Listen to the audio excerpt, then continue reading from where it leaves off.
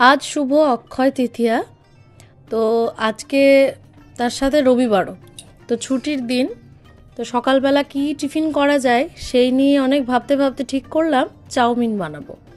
তার জন্য পেঁয়াজ কেটে নিয়েছি, লঙ্কা, গাজর, আলু আর দুটো ডিম, এই দিয়েই আজকে চাউমিনটাকে বানাবো। আর সাথে কিছু শসা কেটে নিয়েছি। তো চলুন দেখে নিই আজকে আমি চাউমিনটা কি পদ্ধতিতে করি। গ্যাসটাকে জ্বালিয়ে নেব। জ্বালিয়ে নেওয়ার পরে একটা কড়াতে কিছুটা জল নিয়ে তার মধ্যে হলুদ দেব। হলুদ দিয়ে আমি চাউমিনটাকে একটু সেদ্ধ করে নেব। অনেকে হলুদ না দিয়েও এটা করেন, কিন্তু আমার একটু হলুদ দিলে যেন খেতে ভালো লাগে। আপনাদের সেটা ইচ্ছে, হলুদ দিতেও পারেন, নাও দিতে পারেন। আমি এখানে ব্যবহার করেছি সামান্য হলুদ। এটা ফুটে উঠলেই আমি চাউমিনগুলোকে দেব এবং সেদ্ধ করে নেব। আর পাশের ওভেনে আলু আর গাজরটাকে সেদ্ধ করে নেব, অল্প সেদ্ধ, খুব বেশিও না খুব কমও না। তো একই সাথে দুটো জ্বালিয়েছি যাতে সময়টা একটু তাড়াতাড়ি হয়। এবার দেখুন আমি চাউমিনটাকে সেদ্ধ করে জল ছড়াতে দিয়েছি এবং যে কড়াইটা আছে তাতে কিছুটা সর্ষের তেল দিয়েছি। এবার এর মধ্যে একে একে আমি পেঁয়াজ কুচি, লঙ্কা আর পেঁয়াজ কুচিটা দিয়ে দেব। তেল গরম হয়ে গেছে প্রায়।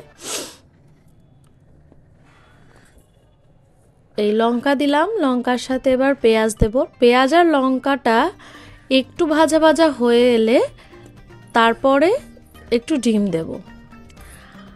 এই তীব্র তাপপ্রবাহ কদিন গেল, 3-4 দিন, তাতে ঘরের মধ্যে ফ্যান চালিয়েও ঘাম হচ্ছিল। তা সেইখান থেকে আজকের দিনটা একটু যেন ভালো, মেঘলা মেঘলা আকাশ, বেশ হাওয়া দিচ্ছে, তো আবহাওয়াটা খুব সুন্দর। তাই আজকে এগুলো করা, নইলে সকালবেলায় কি এই গরমের মধ্যে শুধু শরবত আর এই খাওয়ারই মাথার মধ্যে চিন্তা ঘুরছিল। এই চাউমিন বা কোনো কিছু খাওয়ার ধারে কাছে ঘেঁষছিলাম না। আজকে ওয়েদারের জন্যই, ঠান্ডা ঠান্ডা ওয়েদারের জন্য এটা করা। তো দেখুন পেঁয়াজগুলো আমি দিয়ে নিয়েছি। এবার এটা শুধু একটু লালচে কালার ধরার অপেক্ষা। এর মধ্যে দুটো ডিম আমি ব্যবহার করেছি। পেঁয়াজটা আধ ভাজা হয়ে গেলে ডিমটাকে আমি এভাবে ফাটিয়ে ওর মধ্যে দিয়ে দেব। দেখুন কিভাবে দিচ্ছি। তারপরে ডিম দুটোকে খুন্তি করে একটু যেরকম ঝুড়ো করে সেরকম ঝুড়ো করে নেব এবং পরিমাণ মতো নুন ওপর থেকে দিয়ে দেব। আপনারা নুনটা স্বাদ অনুযায়ী দেবেন। চাউমিনের পরিমাণ এবং সবজির পরিমাণ কতটা সেই অনুপাতে নুনের মাপটা আন্দাজ করবেন। আমি নুনটা দিয়ে দিলাম। এবার ডিমটাকে ওই পেঁয়াজের সাথে নেড়ে নেড়ে ঝুড়ো করে নিতে হবে। বেশ ভাজা ভাজা গন্ধটা আসবে, লালচে লালচে কালার আসবে। তারপর আমি এর মধ্যে আলু আর গাজর যেটা সেদ্ধ করে আমি জল ঝরাতে দিয়েছি সেটা দিয়ে দেব, কারণ সেটাও কিছুটা একটু একটু না ভাজলে খেতে ভালো লাগে না। আজ অক্ষয় তৃতীয়া, অনেক দোকানে নেমন্তন্ন আছে, সেখানটা সন্ধেবেলায় যাবার আছে। তা সেই যাব। আর অক্ষয় তৃতীয়ায় যে নেমন্তন্ন করে সবাই, তাতে একটা মজার কি ভারী জিনিস, বাচ্চারা খুব খুশি হয়। মিষ্টির প্যাকেটগুলো, কিছু যে লস্যি বা টাইপস এসব কিছু দেয়, এগুলো কিন্তু বাচ্চাদের খুব আকর্ষণীয় একটা জিনিস। তা আমাদেরও বিকেলবেলায় আজ নেমন্তন্ন আছে, একটু দুপুরবেলায় খেয়ে জিরিয়ে নিয়েই বেরোনোর আছে।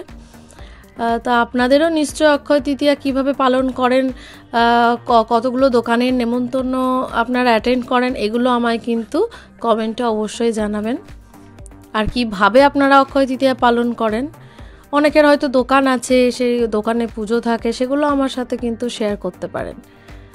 তো এই গল্পগুলো আমার সাথে কমেন্টে করবেন, আমি আপনাদের দেখব কিভাবে কি করছেন পালন। তো যাই হোক, ডিমটা বেশ ভাজা ভাজা হয়ে এসছে। এবার এর মধ্যে আমি গাজর আলু যেটা সেদ্ধ করে রেখেছি সেটা দিয়ে দেব, দিয়ে বেশ কিছুক্ষণ ভাজবো। এই চাউমিনটায় যত সবজি অ্যাড করা যায় ততই কিন্তু ভালো। বাচ্চাদের পক্ষে তো খুবই ভালো, কারণ বাচ্চারা সবজি খুব একটা খেতে চায় না। সেক্ষেত্রে গাজর, আলু, বিনস থাকলে আপনাদের ঘরে সেটা, মটরশুঁটি, আমার ঘরে আজকে বিনস আর মটরশুঁটি ছিল না যেহেতু, তাই গাজর আর আলুই ব্যবহার করেছি, তার সাথে 2টো ডিম দিয়েছি। এবার দেখুন ডিম, গাজর, আলু ভাজার পরে আমি চাউমিনটা যেটা জল ঝরাতে দিয়েছিলাম সেটার মধ্যে অ্যাড করে দিলাম। এবার এক্ষেত্রে একটা কথা, পরিমাণটা বেশ অনেকটা হওয়ার পরে যদি দেখেন কোনো সময় যে চেক করে যে নুনটা কম লাগছে বা বেশি মানে কম হয়েছে, তাহলে খানিকটা নুন কিন্তু এর মধ্যে আপনারা পরে অ্যাড করতে পারেন। দেখুন আমার চাউমিন কিন্তু রেডি। এবার আমি এটাকে সস দিয়ে শসার সাথে পরিবেশন করব। আজকে একটা খুব ভাইটাল দিন, সেটা হচ্ছে আমার বাবার আজ মৃত্যুবার্ষিকী।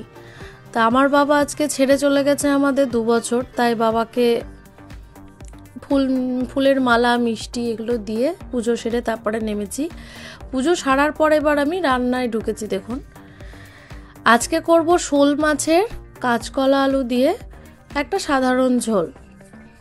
মন মেজাজ আজ ভালো নেই, অক্ষয় তৃতীয়া সবই ঠিক আছে, কিন্তু বাবার মৃত্যু দিবসের দিনটা এলে আমার মনটা ভালো থাকে না। সেই জন্য রান্নাতেও সেরকম মন নেই, ইচ্ছে করছে না, কিন্তু কি করব বলুন, খেতে তো হবেই। বাচ্চা আছে, সংসার আছে, মেয়েদের মন খারাপ থাকলেই বা কি, ভালো থাকলেই বা কি, রান্না তো করতেই হবে।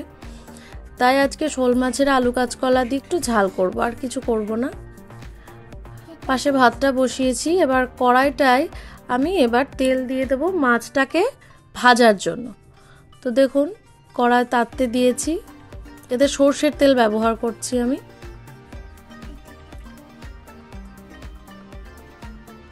আজ কোনো কাজ করতেও সেরকম ইচ্ছে করছে না, কেন জানি না, বারবার বাবার কথাটাই মনে পড়ছে। আসলে বাবার কাছে মেয়েরা আর মেয়ের কাছে বাবারা খুব একটা গুরুত্বপূর্ণ একটা, মানে খুব ভালো লাগা, ভালোবাসার একটা সম্পর্ক। তো বাবা যখন ছেড়ে চলে গেছে, মাঝে মাঝে মনে পড়ে না সেটা নয়, খারাপ লাগে, কষ্ট হয়, কান্নাকাটি করি, কিন্তু যেদিন মৃত্যুবার্ষিকীর দিনটা আসে সেদিন যেন আরও সব বেশি করে মনটা খারাপ হয়ে যায়। তা দেখুন তেলের মধ্যে একে একে নুন হলুদ মাখিয়ে আমি শোল মাছগুলো ভেজে নিচ্ছি।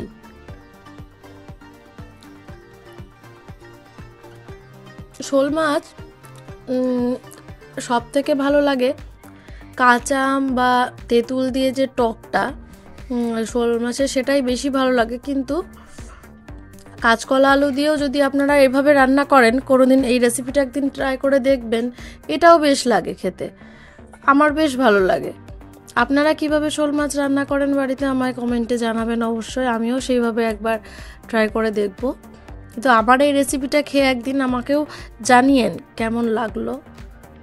এই যে মাছগুলো বেশ ভাজা ভাজা হয়ে গেলে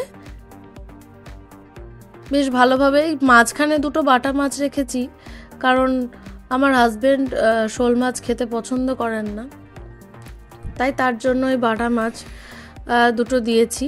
ওই একসাথেই করব, ওকে খালি মাছটা, আলুটা, কাঁচকলাটা তুলে দেবো, আমরা এই মাছটা খাবো। তো মাছগুলো ভাজা হয়ে গেছে, একে একে আমরা তুলে নিচ্ছি।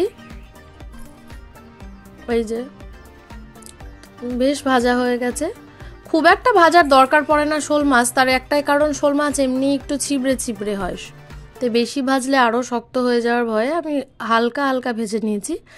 এবার কড়াতে আমি 5 ফোড়ন দেব, আর আমি মশলা করে রেখেছি রসুন, পেঁয়াজ, কাঁচা লঙ্কা আর হচ্ছে জিরে খানিকটা, আর টমেটো, এই আমি মিক্সিতে পেস্ট করে রেখেছিলাম, সেই মশলাটা এর মধ্যে দিয়ে দেব।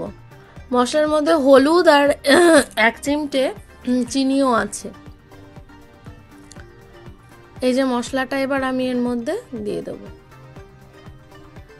এবার মশলাটা দেওয়ার পরে 15 থেকে 20 মিনিট হালকা আঁচে খুব নাড়তে হবে, মানে ভাজতে হবে। যখন তেলটা মশলা থেকে ছেড়ে যাবে তখন বুঝতে হবে মশলাটা কষা হয়ে গেছে, মশলার গন্ধটা, কাঁচা গন্ধটাও থাকবে না।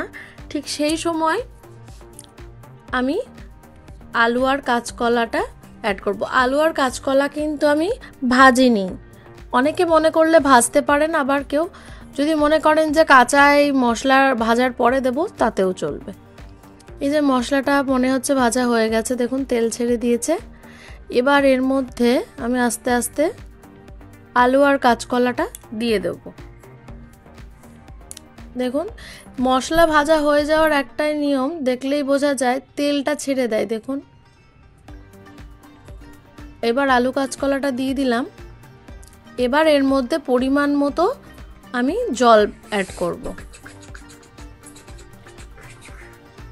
এই রান্নাটা বাচ্চা, বয়স্ক এবং রোগী প্রত্যেককেই আপনারা দিতে পারেন। দেখুন খুব একটা রিচ নয়, সামান্য পরিমাণ মশলা দিয়ে আলু কাঁচকলা দিয়ে একটা স্বাস্থ্যকর রান্না। আমার মেয়ে খুব ভালোবাসে, কোজাগরি খুব হালকা ঝোল মাছের খেতে খুব ভালোবাসে, তার সাথে একটু টক দই নিলে রান্নার ও ভাতটা মেখে দিলে একবারও খাবার নিয়ে বসে থাকা বা বিরক্ত করাটা করে না। তো ওর কথা ভেবেই মূলত আজকে এই ঝোলটা তৈরি করা। তো এবার আমি পরিমাণ মতো নুন দিয়ে দেখুন ঢাকা দিয়ে দিলাম। এবার আমি গ্যাসটা একদম কমিয়ে দেব, সিম করে দেব। আস্তে আস্তে আলু কাঁচকলাটা সেদ্ধ হবে। সেদ্ধ হয়ে গেলে আপনারা আলুটাকে দেখবেন খুন্তি করে যে সেদ্ধ হয়েছে কিনা। সেদ্ধ হয়ে গেলে তবেই কিন্তু মাছ ভাজাটা এর মধ্যে অ্যাড করবেন। সেদ্ধ হয়ে গেছে, এবার মাছ ভাজাটা আস্তে আস্তে এর মধ্যে আমি অ্যাড করে দেব। এই যে এবার একটু নেড়ে নিয়ে জোর আঁচে ফুটিয়েও নিতে পারেন, আবার কেউ সিম করে দিয়ে মাছটাকে অনেকক্ষণ একটু সেদ্ধ করেও নিতে পারেন। আমার মনে হয় সব সময় যে অল্প আঁচে ঢাকা দিলে মাছের যে টেস্টটা সেটা আস্তে আস্তে ঝোলটায় মানে মিশে যায়, আর টকবক করে ফোটালে মাছটা সেভাবে স্বাদ ঝোলের মধ্যে বেরোতে পারে না। তো এরকম আস্তে করে সিম করে ফুটিয়ে নেওয়াটাই বেটার। আমার আজ একটু তাড়া আছে বলে জোর করে টকবক করে ফোটাচ্ছি। ব্যাস, এই যে আমার মাছের ঝোল রেডি। শোল মাছের কাঁচকলা আলু দিয়ে ঝাল, ঝোল ঠিক নয় ঝাল, বেশ গামাখা গামাখা। ব্যাস, এবার আমরা বেরিয়ে পড়েছি খাওয়া দাওয়া করার পরে একটু জিরিয়ে নিয়ে বিকেলবেলা, সন্ধেবেলা প্রায় 7টা 7:30। কোজাগরি, আমি কোজাগরির বাবা, আমরা বেরিয়েছি অক্ষয় তৃতীয়ার যে দোকানগুলোতে আমাদের নেমন্তন্ন ছিল সে নেমন্তন্নগুলোই পৌঁছে গেছি। এখানে এটা পৌঁছেছি সন্ধেবেলা একটু স্ন্যাক্সের দোকানে।